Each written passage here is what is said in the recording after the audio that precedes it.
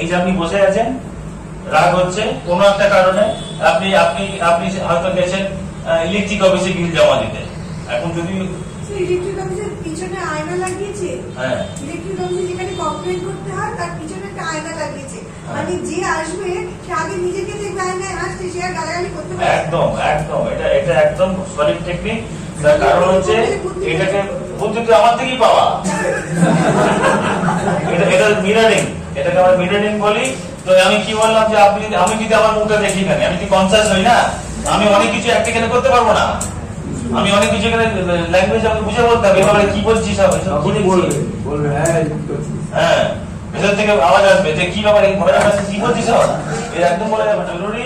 তো এখানে মেন্টালটা কেমন হবে, যা বসে আছে আপনি, এবার আপনি মনে করেন ইলেকট্রিক অফিসে গেছেন, সেখানে আপনি একটা কোনো এখন তো বিল দেন অনলাইনে, কিন্তু লাস্ট 6 মাস ডিউ, কিন্তু আপনি রোজ সব বিল দিয়ে দিয়েছেন। এবার সেটা তো অফিসে গিয়ে ঠিক করতে হবে। আপনাকে বলে বড়বাবু আসবে, আপনি বসুন। এবার বড়বাবু আসছে, টাইম আছে 10টা, কিন্তু 12টা বেজে গেছে, কোনো এক কারণে তিনি আসেন, অজ্ঞাত কারণ। তো সেখানে আপনি বসে আছেন, রাগ হবে স্বাভাবিক, রাগ হওয়াটা স্বাভাবিক, আমি বলেছি অস্বাভাবিক নয়, কিন্তু রাগ হলেই পাগল নয়। পাগল আমার বিশেষ মানে মহাপাগল তা নয়, ওদিকে মহা উত্তম কুমার, এদিকে মহাপাগল আমি, তা নয় কিন্তু।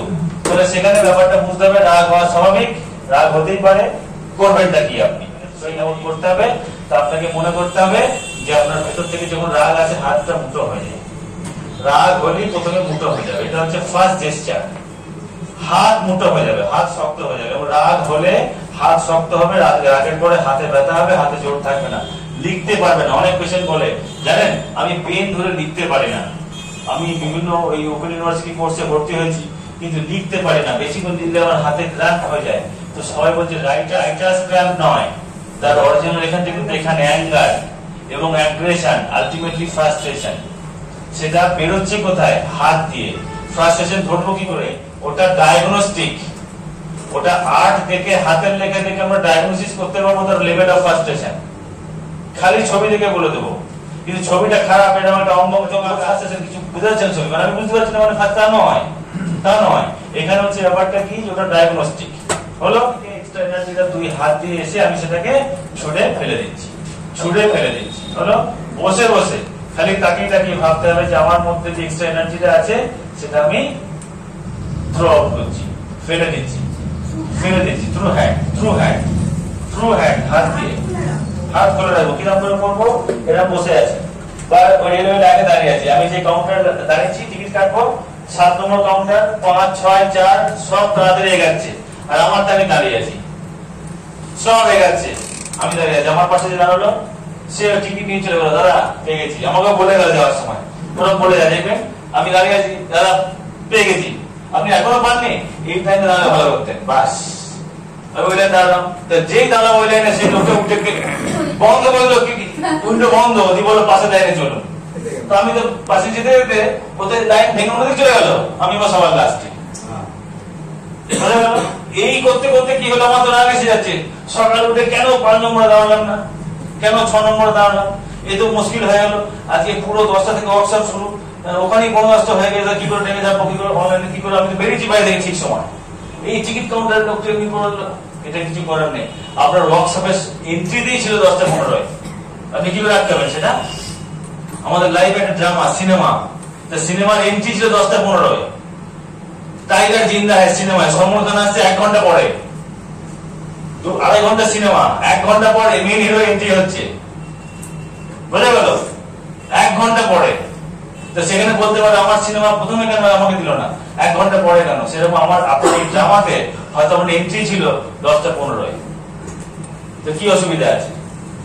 আর যেটা আগে হয়ে গেল ওটা আপনার হয় জানা আছে বা না জানলেও চলবে, কি অসুবিধা আছে? লাইফে শেষ বলে কিছু নেই, অ্যাক্টিভিটি, থ্রু অ্যাক্টিভিটি আমরা এত জ্ঞান দিলাম যে অ্যাকসেপ্ট করতে হবে নিজেকে, আমাদের হাইট 3 ফুট হোক 6 ফুট হোক, এটা আমার জন্য বেস্ট। আমার বন্ধু আছে তার হাইট 6.5 ফুট, আমারই বন্ধু, এরকম করে দেখাতে হয়। এবং সে যখন আমার ঘাড়ে হাত দিয়ে হাঁটে, তো আমি তো তার ঘাড়ে হাত দিতে পারবো মনে নেই, এরকম কেউ হাত দেবো ঘাড়ে, 6.5 ফুট হাইট, সে থাকে হচ্ছে ব্যাঙ্গালোরে, আমারই বন্ধু, এরকম ভাবে থাকে। সে যখন আমার ঘাড়ে হাত দেয়, ঘাড়ে কেন, কোমরে, পকেটে, সব জায়গায় এমনি হাত চলে যায়, এমনি কিছু করতে হবে না, আমি কোমর হাত দিতে পারি, কিন্তু কোমর হাত দেবো যেখানে হাত দেবো সেখানে দেওয়াটা অড, ব্যাড টাচ বলা হয়। তো সেটা ব্যাক টাচ কি, আমি ব্যাক টাচ লোককে শেখাই, আমি ব্যাক টাচ করবো হবে কি করে? তাহলে আমি যে এরকম যাচ্ছি, ও তো আমার হাত দিয়ে যাচ্ছি, কিন্তু আমার মনে ইচ্ছা তো ছিল যে তার কাছে আমি হাত দিয়ে একটু ঘুরি, পারছি না, তাহলে কি করে হবে? তাহলে আমি এখানে আমার তো মনে হতেই পারে যে ভগবান তুমি কেন আমাকে সাপোর্ট করলে না, করলে আমার বন্ধু কেন সাহায্য করো? আমার তো 3 ফুট বন্ধু হতে পারতো, 3 ফুট ডোয়ার্ফ হতেই পারতো, আমি কাউকে ছোট করছি না, প্রত্যেকের মধ্যে প্রত্যেকে ইম্পর্টেন্ট। তো আমার কোনো ছোট বন্ধু হতে পারতো, যার হাইট 2 ফুট আড়াই ফুট, লাইন থেকে ঘুরে বেড়াতে পারতাম, কিন্তু সেই বন্ধু আমার তো হয়নি। কেন হলো? তাহলে ওনার কি ব্যাপার, অ্যাকসেপ্ট। তাহলে আমার তো মনে হতেই পারে যে আমি এই হাইটটা নিয়ে আমি ঠিক নয়, যেখানে যাচ্ছে এই হাইটে আটকে যাচ্ছে, প্রবলেম হয়ে যাচ্ছে, সেখানে আমার মনে হতে পারে একটু বড় হতে পারে। তাহলে আমি এই অ্যাক্টিভিটিটা করবো কি করে? থ্রু অ্যাক্টিভিটি আমাকে অ্যাকসেপ্ট করতে হবে এবং অ্যাকনোলেজও করতে হবে, এবং দুটো সঙ্গে সঙ্গে হবে। আপনি বইটা আগে বিক্রি করে দিলেন, পরে আবার এক্সট্রা সাপ্লিমেন্ট দিচ্ছে, দেখেন এটাতে অ্যাকনোলেজমেন্ট আছে, আপনি রাজধানী জুড়ে নেবেন, হ্যাঁ ও হবে হবে না। আপনি বলতে পারেন যে এটা 10 পাতা আছে, বাকিটা নেক্সট পার্ট 2 হতে পারে, কিন্তু অ্যাকনোলেজমেন্ট কম্পালসারি, যে কোনো বই, যে কোনো কিছু ক্রিয়েটিভিটিতে হলো। কি করে করবেন অ্যাক্টিভিটি? এখানেও আছে ফিজিক্যাল এবং মেন্টাল। ফিজিক্যাল অ্যাকসেপ্টেন্স এবং অ্যাকনোলেজ। ফিজিক্যাল অ্যাকসেপ্টেন্স হচ্ছে হাগিং, হাগিং,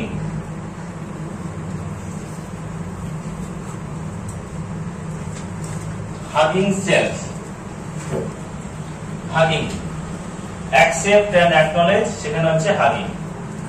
আপনি দেখবেন অনেক মানুষ থাকে যে সার্জারির পর একটু মোটা হয়ে গেছে, বা সে হয়তো বয়সের জন্য এখানে গালে ব্রণ বেরিয়েছে, এখানে এখানে নানা রকম দাগ হয়েছে, তার স্কিনে ট্যান পড়ে গেছে, এখানে ডার্ক সার্কেল হয়ে গেছে, এখানে রিঙ্কেলস হয়েছে, এখানে ব্ল্যাক হেডস হয়েছে, নানা কিছু হয়ে তার মুখটা কেমন লাগে। ছেলেদের ক্ষেত্রে চুল উঠে গেছে, আগে হিরো ছিল, এখন হিরো থেকে ভিলেন, ভিলেন মানে মাথায় টাক। এটা আমাদের ক্ষেত্রে এটা স্টিরিওটাইপিং করা আছে, যে কোনো বড় ভিলেন মানে বড় মাথায় টাক, ছোটখাটো ভিলেন হাফ টাক, এটা সিস্টেম কিন্তু স্টিরিওটাইপিং হয়ে আছে।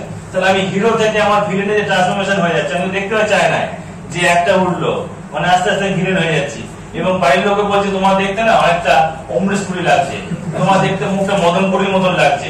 তো যখন অমরেশপুরি মদনপুরি বলছে, তাহলে আমার নিজেকে তো মনে হচ্ছে ভিলেন, তাহলে এই ভিলেন হয়ে হিরোর কাজ করবো কি করে? এটা ডুয়ালিটি, কি করে হবে? কোনোদিন হবে না, ডুয়ালিটি। তো সেক্ষেত্রে আমাকে এক্সারসাইজটা করতে হবে। তাহলে ফিজিক্যাল এক্সারসাইজ হচ্ছে হাগিং সেলফ, যেখানে নিজেকে আমি এমব্রেস করবো, নিজেকে এমব্রেস করলাম। কি করে করব?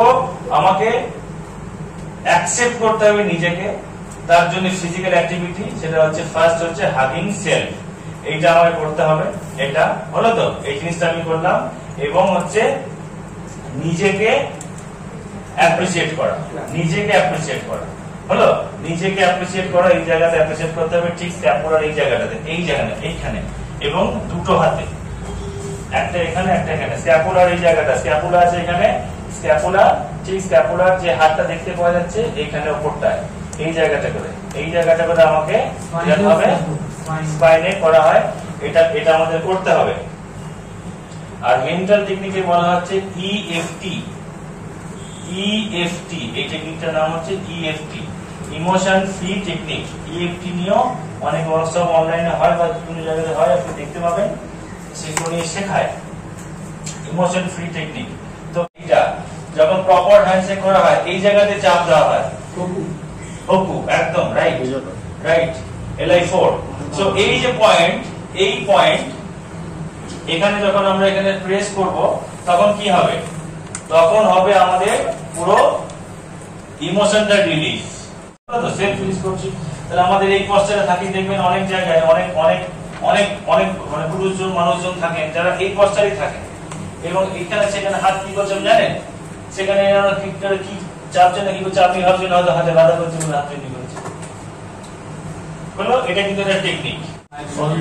কেন হাত তৈরি করে রাখেন? কেন? দুটো কারণ।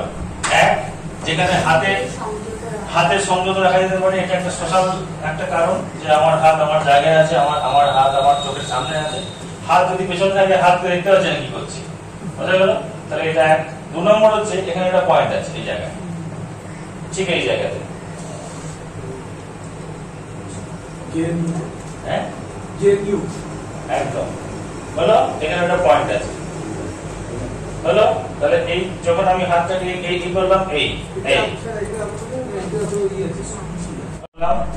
ড্র করতে করতে করতে করতে উপর নিচে হলো, আবার করতে করতে এখান থেকে আস্তে আস্তে, এখান থেকে আস্তে আস্তে এবারে প্র্যাকটিক্যাল করতে হবে স্যার।